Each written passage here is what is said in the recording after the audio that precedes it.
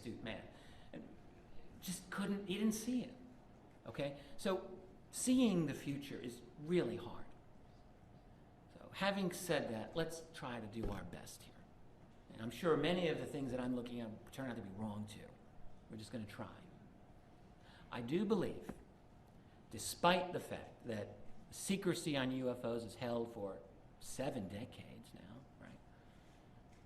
Just because it's held for 7 decades doesn't mean it's going to hold for another 7 decades. You can look at it two ways. You can say, well, they've continually stopped every single attempt at breaking the secrecy. Yes, they kind of have, in a way.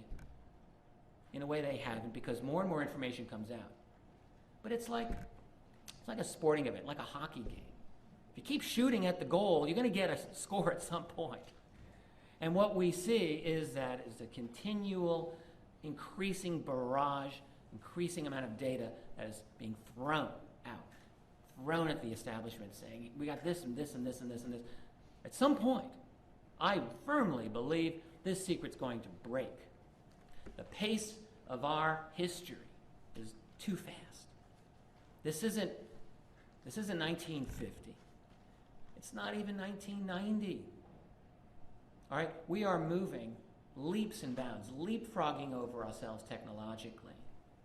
And just like the song says, something's got to give. We're not living in normal times.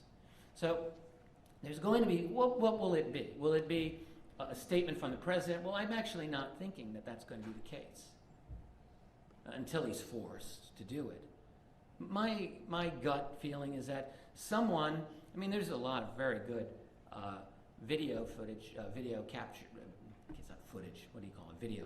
A lot of good video out there. People are capturing. And it's easy to dismiss this because it's all digital and you can say, well, someone used Final Cut Pro and did a good job with it. But some of these are increasingly hard to dismiss. What I can see would be an event where a live television event, let's say, newscaster, and something just goes right by the screen and everyone looks at it. And it becomes this moment where they don't know what to do. I think it's inevitable.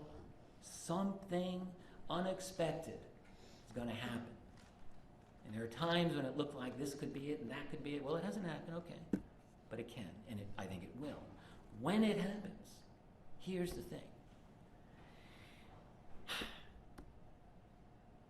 There's going to be a lot of spin. Pretend that you're the president. You've got to tell the world this. Are you really going to tell every ounce of truth that you know? I doubt it. There's a lot of things you're going to have to consider. Now, they call it spin. Well, we can call it whatever we want to call it. Massaging the truth. Lying. Certainly as the person making the announcement, you're not going to want to throw people into a state of where they run around in a circle and pull the hair out of their head or jump. Too many of them. You don't want too many jumpers. So you want to keep it stable. You're going to have spin. And also, let me just add here. I didn't really get into this with you today, but nonetheless, there's a very, very long-standing, decades, generations-long interest in UFOs by the intelligence community right out of the gate, and their desire, their need, their perceived need to manage the flow of information on this. So clearly, we have to assume that that's not going to stop on the day of disclosure, whatever that day, whenever that happens. There's going to be a lot of uncomfortable questions. I've been sort of raising some of these issues with you. The confrontational relationship that we, humanity has with them, in terms of, if nothing else, chasing them in the skies. And I'll get into abductions in a moment. But there's something going on that may not be fun to discuss. Any president or any leader is going to have to at some point explain the illegal structure of this secrecy that I've been describing to you, the extra-constitutional nature of it. And sure, you might say, well, there are going to be a lot of people who understand it. Well, all is forgiven. Well, not everyone's going to feel that way. There are going to be a lot of people who will not be so forgiving of the secrecy. There'll be lawsuits. I mean, such mundane matters as class action lawsuits, but you can bet that this will happen. There may be a lot more than lawsuits as well. There'll be A lot of people, of course, are not even going to believe the admission. They're going to say, well, this is a new world order plot. We read about this for years and years and years. Maybe it's true. I don't know. Probably not, in the sense that I think there are these ETs that are here.